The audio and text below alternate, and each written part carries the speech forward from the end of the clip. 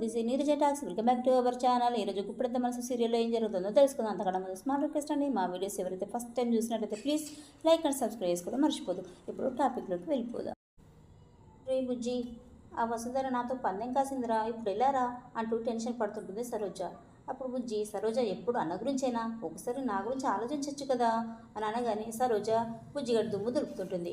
Vasudhara madam ఎక్కడికి వెళ్ళారో ఏంటో అర్థం కావడం లేదు. ఎంత ప్రయత్నించినా తన కాంటాక్ట్ కూడా దొరకడం లేదు.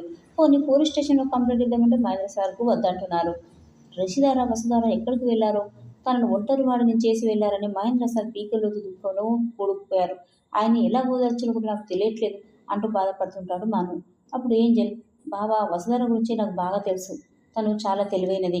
ఏదైనా అనుకుంటే అది సాధించే వరకు పట్టు వదలదు.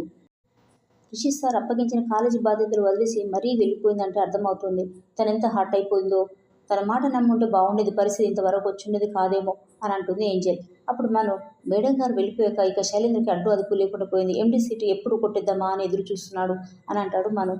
ఏంజెల్, కాలేజీ ఎండి సీటు ఎట్టి పరిస్థితుల్లో తన చేతికి వెళ్ళకూడదు అని అంటుంది. అంతలో అక్కడికి దేవయాని శైలేంద్ర వస్తారు. దేవయాని, నాన్న శైలేంద్ర, కాలేజీ కొంతమందికి పార్క్ అయిపోయింది నాన్న.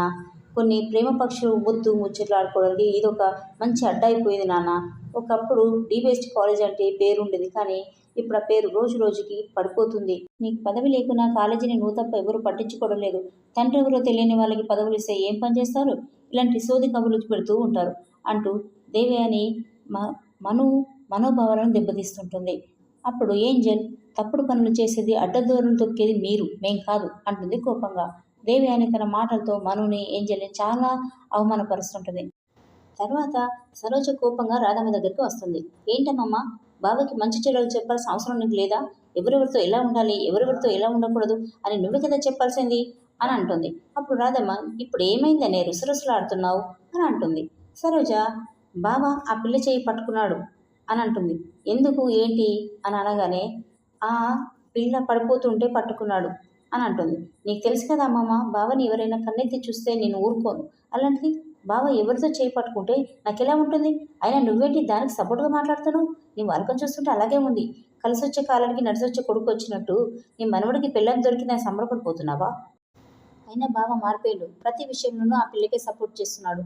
ఆ పిల్ల బావని రిషి సార్ అని అంటుంది కదా.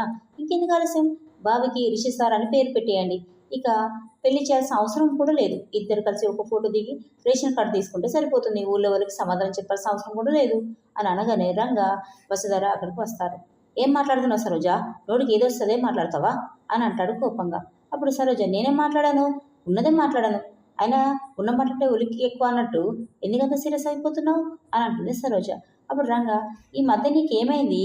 ఎందుకంత తికతికగా ప్రవర్తిస్తున్నావు అని అంటాడు రంగా. అప్పుడు సరోజ, తను ఏదేదో ఊహించుకొని రిషి సార్ అని భ్రమపడుతుంది కదా అని అంటే, రంగా, నువ్వే అంటున్నావు కదా తను భ్రమపడుతుందని, మరి ఇంత రాద్దంతం ఎందుకు అంటాడు రంగా. అప్పుడు సరోజ, ఊహలుగానే ఉంటే బాగుంటాయి, కానీ ఊహలు కాస్త వాస్తవాలకు వస్తున్నాయి.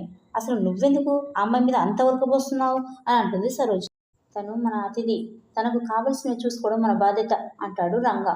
అప్పుడు సరోజ, అతిథిలాగానే ఉండాలి, మరి ఇక్కడే సెటిల్ అయిపోయేలా ఉంది కదా. ప్రస్తుతానికి నీ పేరు మార్చేసింది, ముందు ముందు నిన్నే మారుస్తుందేమోనని నాకు భయం, నిన్ను నాకు కాకుండా చేస్తుందేమో అని అంటుంది సరోజ. అప్పుడు వసుధర ఇవన్నీ వింటూ, ఏయ్, నీ కాకుండా చేయడం ఏంటి? తను నా రిషి సార్, నా భర్తను మభ్యపెట్టాల్సిన అవసరం నాకు లేదు అని అంటుంది. రంగా, మేడం గారు నీ వల్ల ఇదంతా అని అనగానే వసుధర, ఏంటి సార్, మన ఇద్దరం భార్య భర్తలు, మనకు నచ్చినట్టు మనం ఉంటాం, తనెవరు మధ్యలో అని అంటుంది. సరోజ, నా భావన పట్టుకుని నా భర్త అంటున్నావు, అసలు మతుండే మాట్లాడుతున్నావా అని అంటుంది.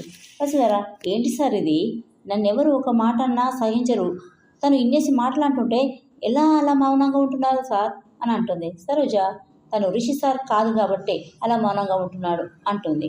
నా రిషి సార్, కానీ ఎందుకో తెలీదు రంగాల నటిస్తున్నాడు, ముందు ముందు నీకే తెలుస్తుంది అని అంటుంది వసుధర. సరోజకి చాలా కోపం వస్తుంది. అసలు ఇక్కడ రిషి సార్ లేరు, ఎవరు లేరు, నువ్వు బయటికి పో అంటూ తన మీద అరుస్తుంది. రంగకి చాలా కోపం వస్తుంది. సరోజను కొట్టాలని చూస్తాడు. వెంటనే, నువ్వు అసలు మనిషివేనా, ఇలానే మాట్లాడేది అని అంటూ, మేడం గారు మీరు ఇక్కడ నుండి వెళ్ళిపోండి, మాట పెరిగి గొడవ పెద్దదయ్యేలా ఉంది, కాబట్టి మీరు మీ రూమ్లోకి వెళ్ళండి అంటాడు. వస్తారా, మీరు చెప్పారు కాబట్టి వెళ్తున్నా సార్ అంటూ అక్కడ నుండి వెళ్ళిపోతుంది. రంగా, చూడు సరోజ, మేడం గారిని బయటకు పంపించేయాలని 1 నిమిషం చాలు, బయట తన కోసం రౌడీలు వెతుకుతున్నారు. తనకేమైనా అయితే మనదే బాధ్యత. అంతేకాకుండా చేతులారా మనమే ఒక ప్రాణం తీసినట్టు ఉంటుంది. అందుకే తనను పంపించేయకూడదు. అయినా రిషి సార్ అంటే నాకే కోపం వస్తుంది. కానీ ఆ డాక్టర్ గారు చెప్పిన విషయాలు దృష్టిలో పెట్టుకొని కొంతకాలం చూద్దాం. నేను నీ భర్తని కాదు రంగాని అని నేనే చెప్తాను వసుధారకి. కానీ నీ లిమిట్స్‌లో నువ్వుంటే మంచిది సరోజ అంటూ తనకి వార్నింగ్ ఇస్తాడు. ఏంటి బావ, మరదల మధ్య లిమిట్స్ ఏంటి? అయినా మనిద్దరం పెళ్లి చేసుకోబోతున్నాం అని అంటుంది సరోజ. అప్పుడు రంగా, ఎవరు చెప్పారు నేను నిన్ను పెళ్లి చేసుకుంటానని అని అనగానే సరోజ, అదేంటి బావ, చిన్నప్పటి నుంచే నువ్వే నా భర్త అని ఊహించుకుంటూ బ్రతికాను అని అనగానే, నేను అలా అనుకోలేదే అని అంటాడు. ఏదేమైనా రిషి క్యారెక్టర్లో రంగయ్య క్యారెక్టర్లో ఇరగదీస్తున్నాడు మన రిషి సార్. మీరు రిషి సార్ ఫ్యాన్స్ అయితే, అలాగే మా వీడియో మీకు నచ్చినట్లయితే ప్లీజ్ లైక్ అండ్ సబ్స్క్రైబ్ చేసుకోవడం మర్చిపోవద్దు.